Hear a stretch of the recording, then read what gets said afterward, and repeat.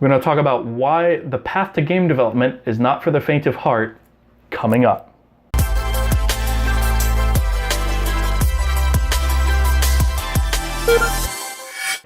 Hey everybody, it's Travis Vroman. For those of you who are new to this channel, I upload daily videos with tips, tricks, and industry advice for game developers. So if this sounds like something that interests you, consider subscribing. So today I want to talk a little bit about the path to becoming a game developer. I made a video a little bit ago that talked about whether or not you need a college degree. There was some feedback on that video that I took pretty seriously because I left some things out, right? Ultimately, I said that I didn't wind up using my degree, but I left a lot of the details out as to why I didn't wind up using my degree. So I'm going to sort of use this video as a addendum to that video.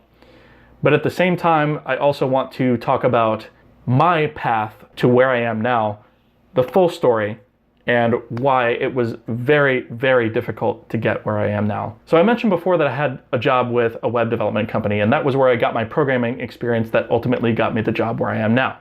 The part that I left out was what came before that. So the time between when I got out of school to when I wound up getting that web development job, I posted literally hundreds of applications looking for work. It was a grind that took months upon months, and I could not find work. I was running into the whole issue of had a college degree, but I didn't have any experience, and all the companies out there wanted experience. And this, of course, was also right after the market crashed, and so people were very cautious on who they were hiring. They were super picky about who they wanted to hire because they didn't want risk. They didn't want the risk of bringing on somebody new who had relatively little experience. And I did get a couple of things along the way. I sort of ran my own little company, just doing some contract work here and there, but nothing was stable, right? So while I was doing that, I put out hundreds of applications all over the place to all sorts of different studios around the world just to try and get something, get my foot in the door somewhere. And at every turn, I was just getting turned down. And it was one of the most frustrating things I've ever dealt with in life, because it just felt like I was in this situation of, well, everybody wants experience, but nobody wants to give me experience. So how am I supposed to get experience to get the job that requires the experience? And it was a bit of this catch-22 situation. And I know there's a lot of people dealing with this out there now, and I just want to say that you aren't the only one that has dealt with that. I dealt with that, and that was something that I struggled with for almost a year straight after I got out of college, and I was looking before I got out of college. So just to give you an idea, it is not something that came to me easily. It is not something that I lucked into or stumbled into.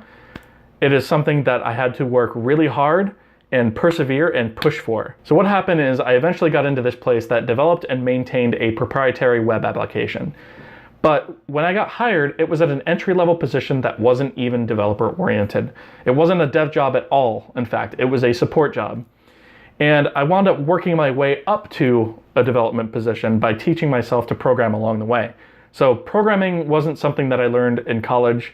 I think there were a grand total of 3 programming courses in college, and they were super entry-level C++ courses, which I could have taught because I taught myself C++ years before. Anyway, I started there as sort of a support rep, and then I worked my way up to what they called QA, which was basically a testing position and or like second level support kind of in one. And then from there, I eventually wound up working my way into what they called an implementation engineer position, which was sort of a advanced position where we installed our client software on different environments on the server. And there was some moderate development in that position, but it wasn't anything that was too crazy. It was mostly writing PowerShell scripts and batch command files and the occasional C# application to run some service behind the scenes. But it wasn't anything crazy. And then I eventually worked my way up to a developer position in that company.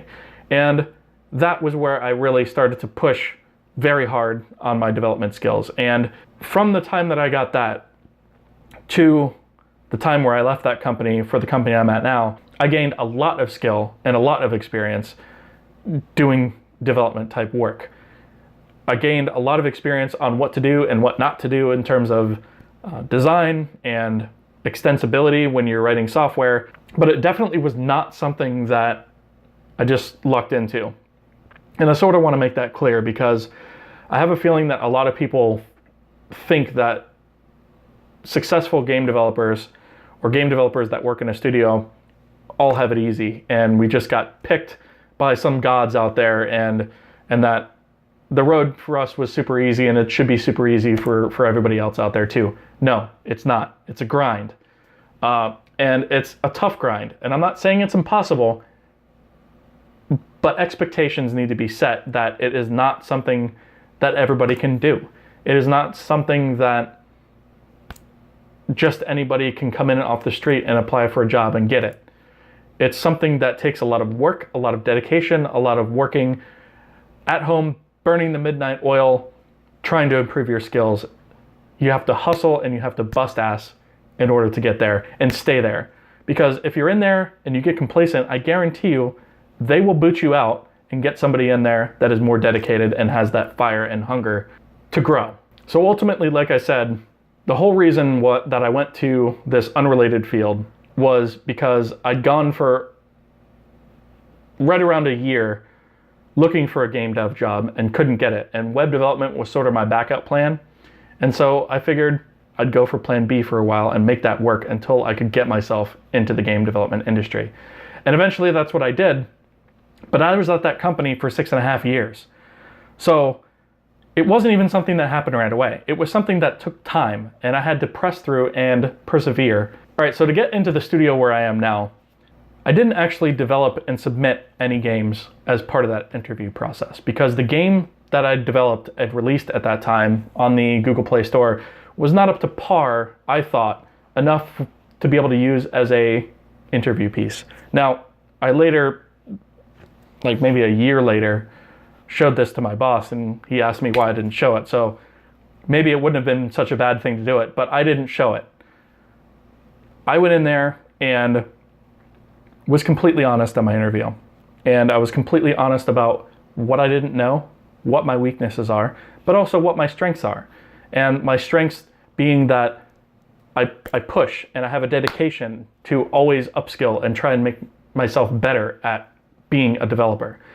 And that if they hired me, that I would do my absolute best to contribute to the company in a way that would help them grow. So when I got hired at this company, I wasn't even at a senior level. It was more at a junior/intermediate level. And I worked my way up to a senior and eventually to be the lead. But again, that was going through the grind and busting ass and hustling to get to that point. That is not something that was just handed to me. And I continue to work hard and hustle in order to keep that position, because if I don't continue to do that, I will lose it, and I don't want to do that. So the whole point I'm trying to make in this video is to communicate the idea that making games is not the same as playing games. It's not all fun and games, pardon the pun, to get into the industry and get your foot in the door and get a job at a great studio. It's not always going to be fun. It's not always going to be just kick back, relax, and play ping pong or something and hang out with your buddies at a cool office. Yeah, there's that stuff that happens too, but it's a lot of work, it's a lot of dedication, it's a lot of time, and it's not for everybody. In order to be a game developer that is trying to get into a studio of any size, you need to have that drive and dedication to prove that you're going to constantly upskill and get better and contribute. And even if you have those things, you're not going to get it probably right away. If you do, you are super lucky, because that doesn't happen to most people. It didn't happen to me. It is a grind. And I just want to put it out there that this is a tough path to follow. It's not impossible, but it's not all candy and cake. So I would like to hear back from some of you guys on what your thoughts are on this in the comments below. I'd like to hear from you what some of the struggles that you've run into in the game industry are, and what are some of the barriers that you've run into. Have you been denied from a game studio because you didn't have enough experience? Are you trying to break into the industry with no experience to try and get the experience to get a job? Let me know what you guys think. Let me know what your guys' experience are. I'd love to hear back from you guys. Thank you so much for watching. Again, if you haven't already, consider subscribing, and I will see you guys tomorrow.